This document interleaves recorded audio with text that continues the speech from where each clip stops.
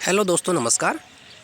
भारतीय लोकतंत्र का मंदिर कही जाने वाली भारतीय संसद, जिसका ये नए भवन की आधारशिला प्रधानमंत्री नरेंद्र मोदी जी द्वारा अभी हाल ही में रख दी गई है और जल्द ही 2022 तक इस भवन का निर्माण हो जाएगा।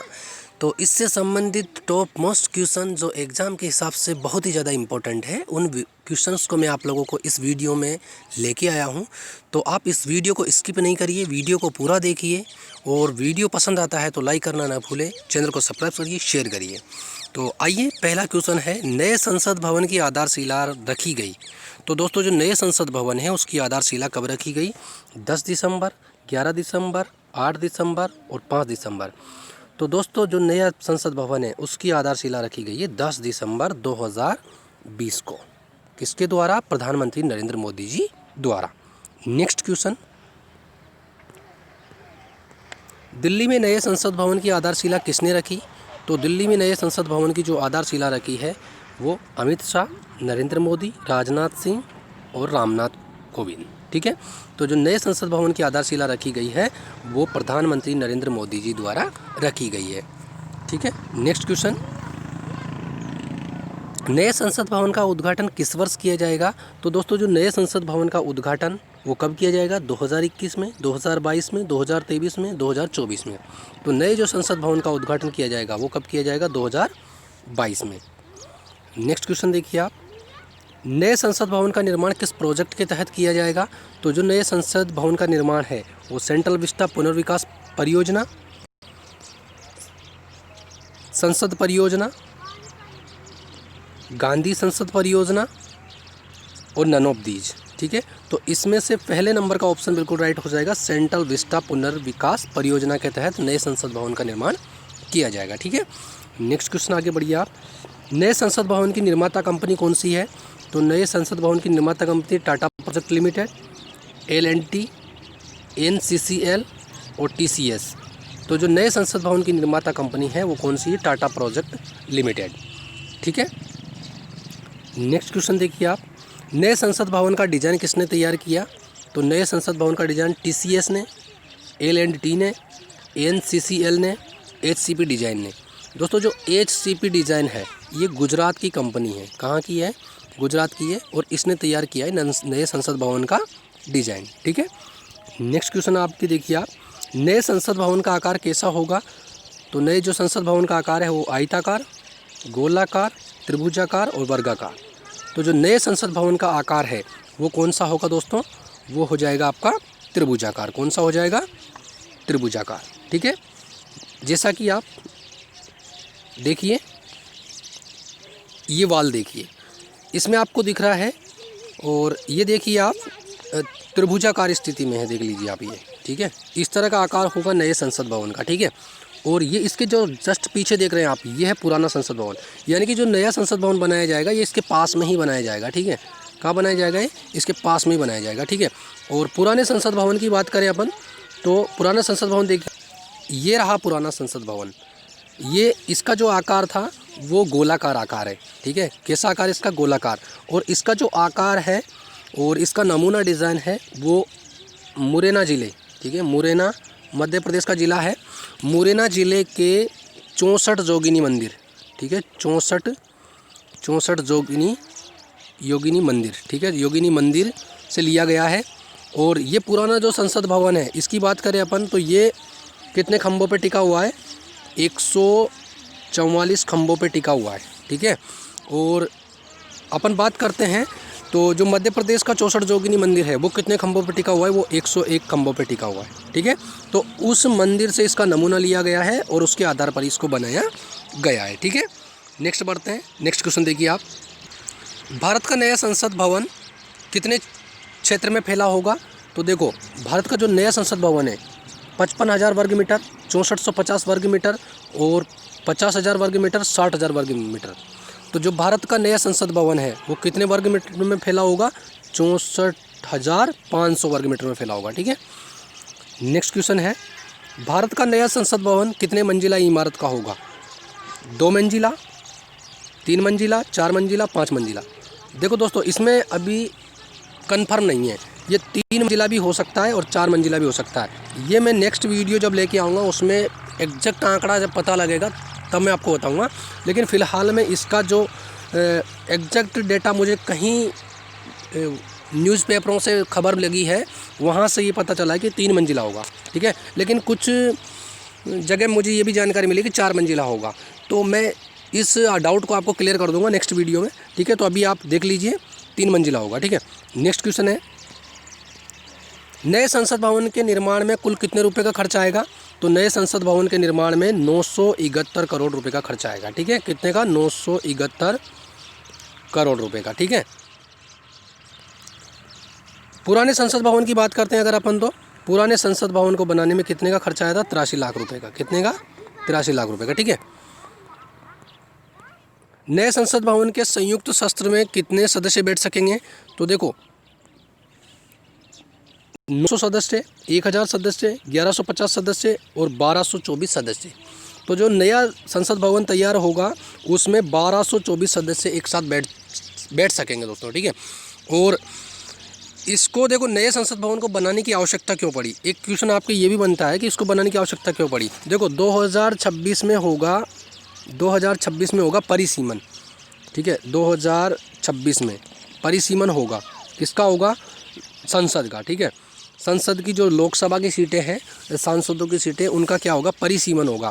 और परिसीमन होगा तो कन्फर्म है कि सीटें बढ़ेगी, पूरे देश में सीटें बढ़ेगी। क्यों? और इसको एक रीज़न ये भी है कि 2026 में परिसीमन क्यों होगा। देखो 2026 में परिसीमन इस वजह से होगा कि 2021 में होगी जनगणना, और जनगणना के बाद में पता लग जाएगा किसका? जनसंख्या का, कि भारत की जनसंख्या कुल कितनी हो चुकी है, ठीक है। जब जनसंख्या का पता लग जाएगा तो जनसंख्या के आधार पर ही किसका होता है? सांसदों का सीट बंटवारा होता है। और देखो जब नया संसद भवन बनकर तैयार हुआ था उस टाइम पे लोकसभा का प्रथम चुनाव हुआ था। तो प्रथम चुनाव के समय 7 लाख, कितने? 7 लाख, ठीक है।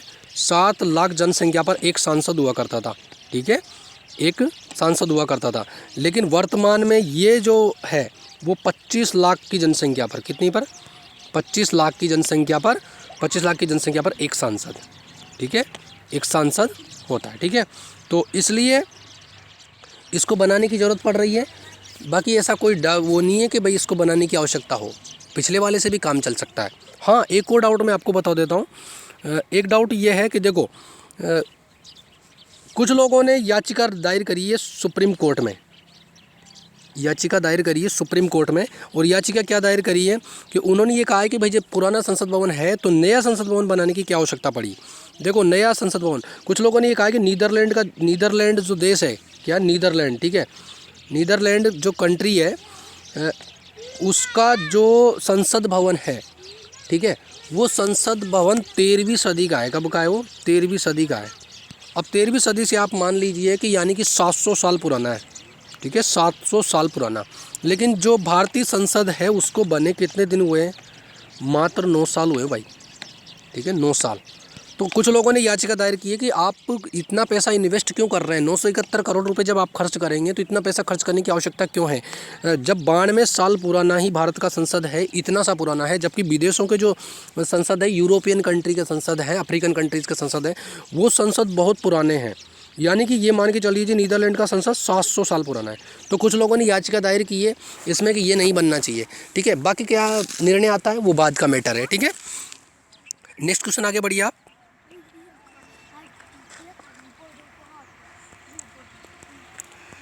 नए संसद भवन की लोकसभा सदन में कितने सदस्यों के बैठने की व्यवस्था होगी? तो दोस्तों देखो कुल तो 1224, ठीक है, कुल तो कितने बैठ जाएंगे? 1224। लेकिन इसमें बात चल रही है अपने लोकसभा की। तो लोकसभा के कितने सदस्य बैठ चुके हुए हैं?